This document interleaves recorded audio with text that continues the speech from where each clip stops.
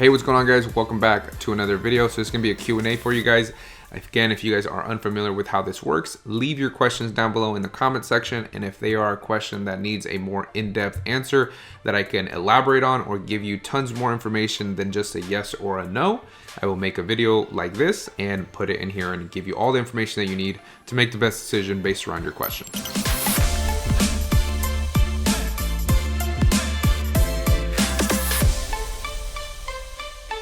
All right, so let's get right into it. So the first question is going to be from Sad Rana.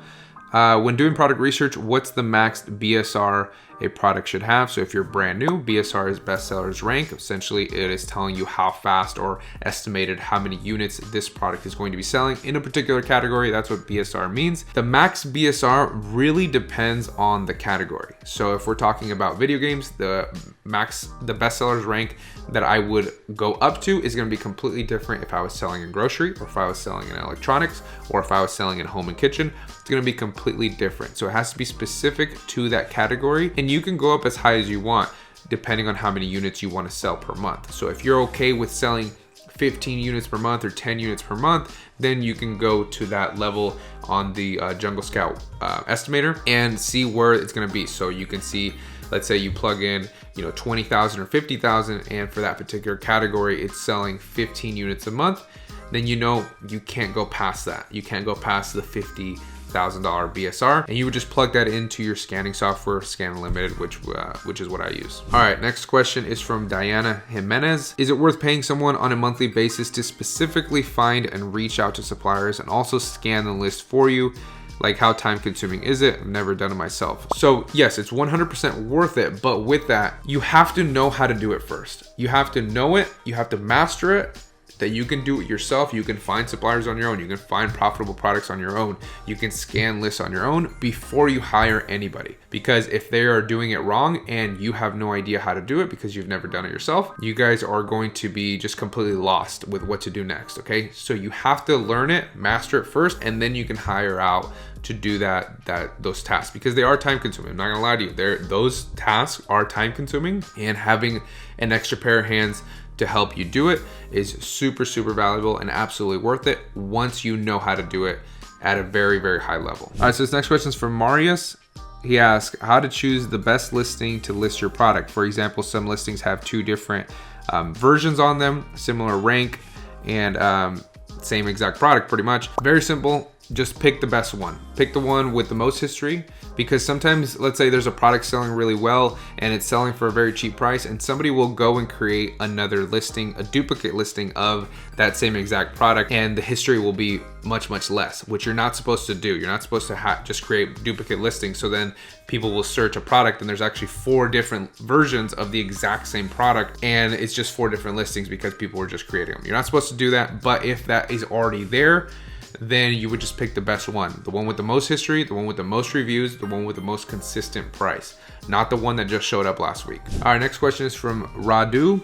What are the best categories to start for a new seller? Ungated categories. I actually made a video about this already, so I will link a photo of the thumbnail right here, and I will link it down below at the bottom so you guys can check it out. But some of the best categories are video games, cell phone accessories, and board games. Those are ungated categories. One thing that you may notice, or you may not even realize that I do, but whenever I talk about products, or I show you guys the keeper graph, or I show you different products, or I tell you about what you should be looking into, they're always going to be ungated categories, because I know a lot of you guys watching are newer to Amazon, and I'm not going to come in and tell you to invest into a very difficult gated category that's also hazmat, that has a bunch of different hoops to jump through when you're just getting started, okay? I want you guys to be able to hit the ground running and sell products as fast as possible. So I will tell you, or I will mention products that are already ungated, right? So if I'm telling you, oh, well, how does this product look in some of my keeper videos, I'm not gonna make it some super hard to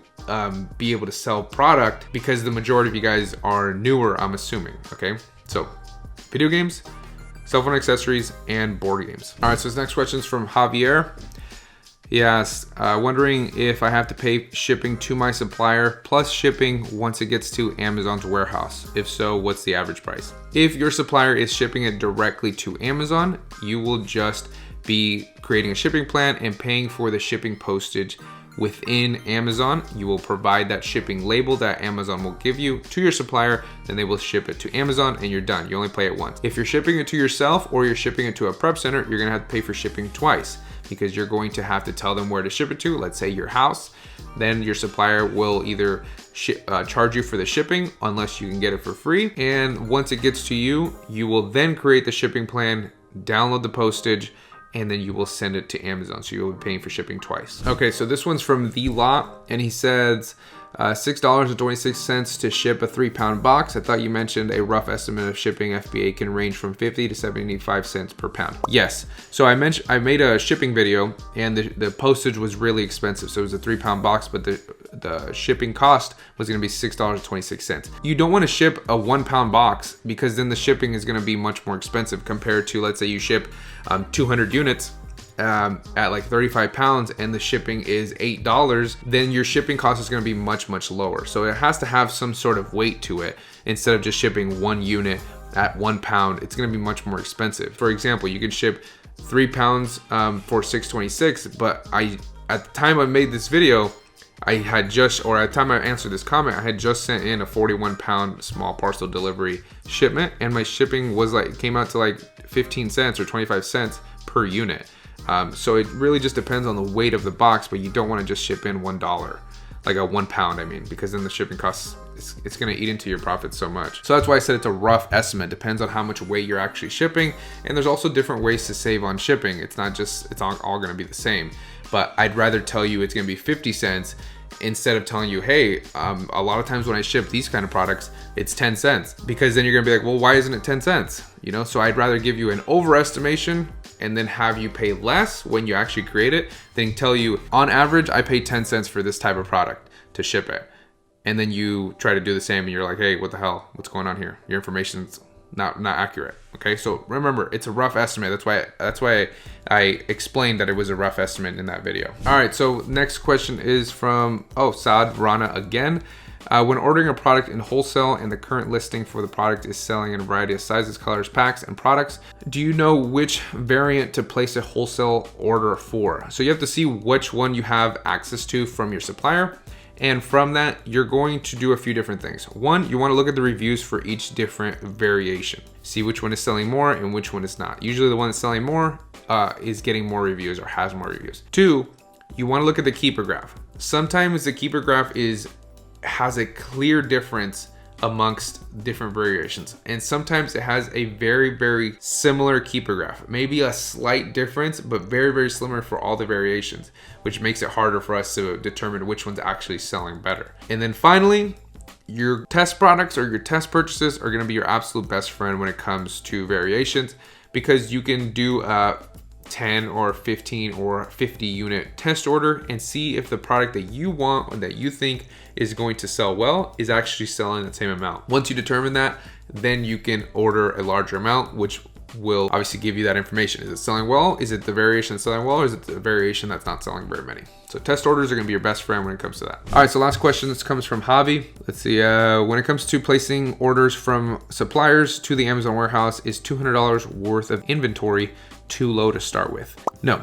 So I always recommend that you guys start with $2,000. It's a great place to start. That's where I started with, and it's a good amount of capital to start flipping it and growing at a faster rate. Like I've always said, you can start with less. You can start with $500. I have a lot of students that have started with $500, and obviously you're going to scale less, or you're going to scale slower because you're starting with less, right? With $200, if you go into the right category, you can still make purchase orders at that $200 with the understanding that you're going to take longer to scale because it's less money, and you have to be more picky with what you're going to choose. So if you're coming in with $200 or $500, you have to be way more picky than someone coming in with $10,000 or $20,000, because you want to make sure that that product you're buying is, one, solid, and two, as profitable as you want it to be. So do you want a faster mover with lower margins,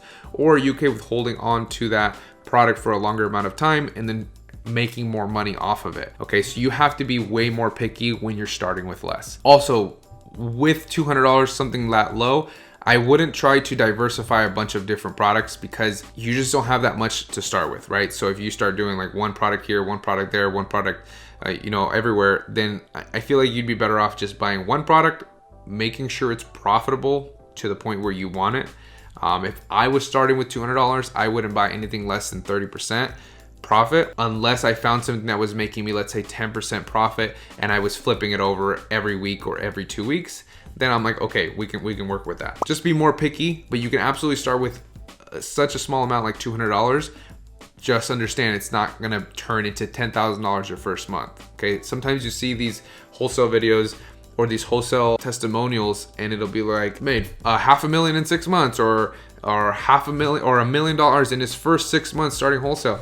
How much money did he start with? Okay, let's be real. Not everybody has that amount of capital, okay? I sure didn't have that amount of capital, but you see a lot of these testimonials, 2 million in 1 year, 5 million in 1 year. It's like, how much money are you starting with? So that's gonna play a big role into how fast you're going to be able to get to those higher numbers. You can absolutely start with it, learn the ropes, and as you make more money, throw more money into your business, okay? But that's it for this Q&A video, guys.